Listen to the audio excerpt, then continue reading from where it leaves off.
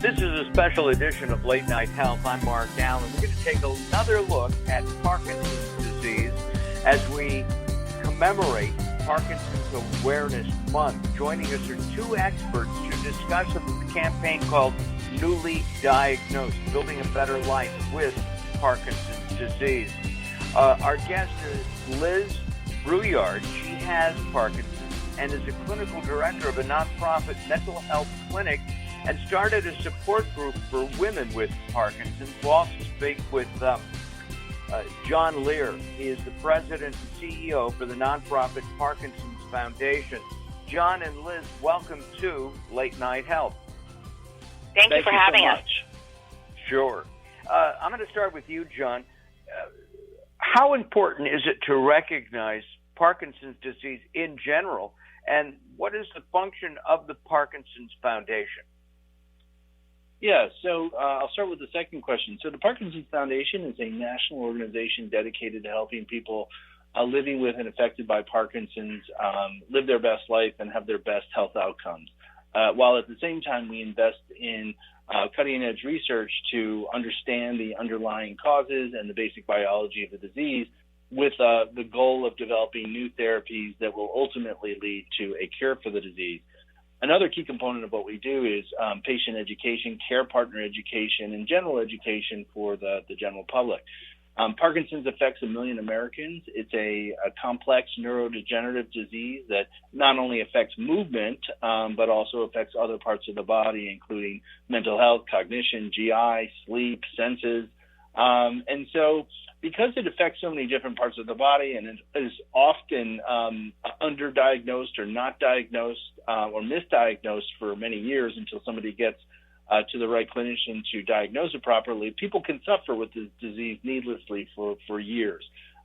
It's also important that there are things that people can do to get on a better footing, including exercise and just being on medical regimens. So, Parkinson's awareness is really important, and we take the month of April to put a spotlight on all the things that people should know, but also equally important are all the many resources that we have at the Parkinson's Foundation to help people live well with this disease, including our newly diagnosed kit.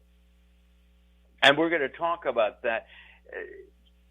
Do people actually have the disease without realizing they have the disease? Right. I was diagnosed with young-onset Parkinson's disease in 2018 when I was 46 years old, but I probably had the disease for about 3 or 4 years before that. But I had been seeking treatment for cramping and twisting in my foot, which is called dystonia and is very common in young-onset Parkinson's, and they were looking at my back. And then when I started having trouble with my right arm, it was stiff and slow to move. A friend of mine suggested a neurologist. Maybe it was a pinched nerve in my neck. So I had these two symptoms that I was living with for quite a while. I made no connection between the two of them, and I never even thought of Parkinson's disease because I think most people think of Parkinson's and they think of an older gentleman with maybe a tremor, and I didn't have that symptom at all. And so I went to the neurologist thinking it was a pinched nerve, and she looks at me and she goes, I think you have Parkinson's disease. I'm going to do some tests. I'm going to put you on a bunch of medication. Don't cry about it, and you should probably keep exercising. And she gave me no other information beyond that. And the Parkinson's Foundation found out that nearly 50% of us, when we're newly diagnosed and leaving the doctor's office, aren't given any information at all to help us with figuring out what to do next. So you're given this life-altering diagnosis. You're feeling like the rug has been completely ripped out from under your feet, and you don't know what to do, and you're given no information. And so the Parkinson's Foundation collaborated with people living with Parkinson's disease to come up with this newly diagnosed kit to really help people feel empowered in making choices in their life. When you went to your car after that first diagnosis, what did you do? I cried. And I called my mom. And that's all I could think to do at that point. But I did take what that neurologist said in my mind and said, you can exercise. And that was the only thing that I knew that I could do at that moment. So I cried, and then I went to the gym. And I tried to keep myself together to do a class. So that was me trying to feel empowered in my life. And now we have this newly diagnosed kit, which really can help people get more information that they need to live with Parkinson's. So it includes 5 steps. First, determine what are your goals for living well with Parkinson's disease. What's important for you to have in your life to focus your time and energy on? You want to find a Parkinson's expert, a movement disorder specialist. You want to find someone to talk to and build a support community. So for me, I wasn't finding what I needed in my community, so I started my own support group. But the Parkinsons Foundation on their website has an online community for peer-to-peer support. There are therapists out there. There are other support groups. There are lots of ways to get the help you need. This is not a journey you can do on your own.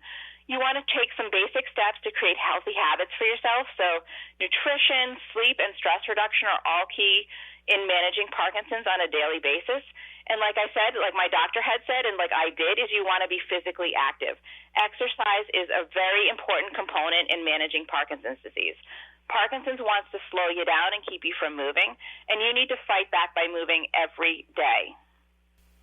I think everybody needs to move every day, no matter what your age is, whether you have Parkinson's or not, right? What about John, what about the mental aspect of this? We know it's a neurodegenerative disease, but this has got to, as I just said to Liz, I mean, she went into her car and cried and called her mom. That's got to be a major component in fighting Parkinson's. Yeah, so, I think there's the sort of emotional reaction that comes to having Parkinson's, and that can lead to anxiety and to depression. But actually, in Parkinson's, depression and anxiety are almost part of the disease because a component of this, a major component of this is that it affects dopamine neurons, and dopamine neurons have a role in both mental health and in cognition. And so, again, this is why early diagnosis and treatment is important, because people may be suffering needlessly from mental health issues related to their Parkinson's, and they may just think they're blue or depressed, or because of their Parkinson's, and not because it's a part of Parkinson's. And so there's therapies, there's talk therapy, there's medications that people can be put on that helps them in their course. And then, of course, a number of people will have cognitive involvement and some slowing of executive function, which is, I would say, probably one of the biggest concerns about people with Parkinson's. So, early diagnosis allows people more time to start to think about steps that they can take to stay as mentally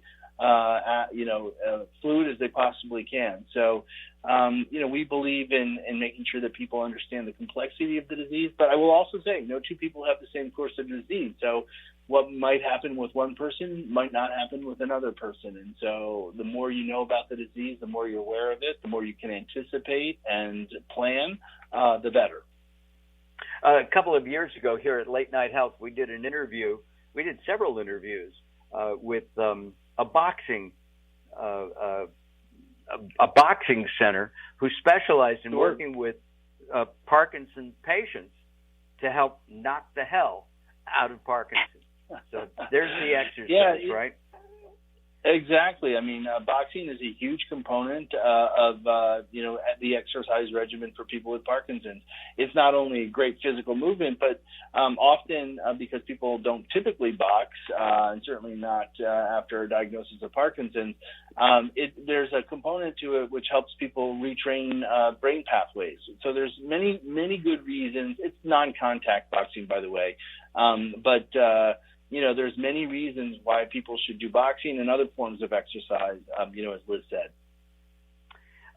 Where can people find out about the newly diagnosed kit? That's really important, and I want everybody to listen to this because everybody knows somebody who has Parkinson's. Well, that's true for sure. The best place to go is our website, which is parkinson.org. That's parkinson.org. You can also call our helpline, which is 1-800-4PD-INFO, 800-4PD-INFO. There's a wealth of information on our website, and if you call our helpline, you're going to get really trained experts in Parkinson's who will be delighted to talk to you about anything related to Parkinson's.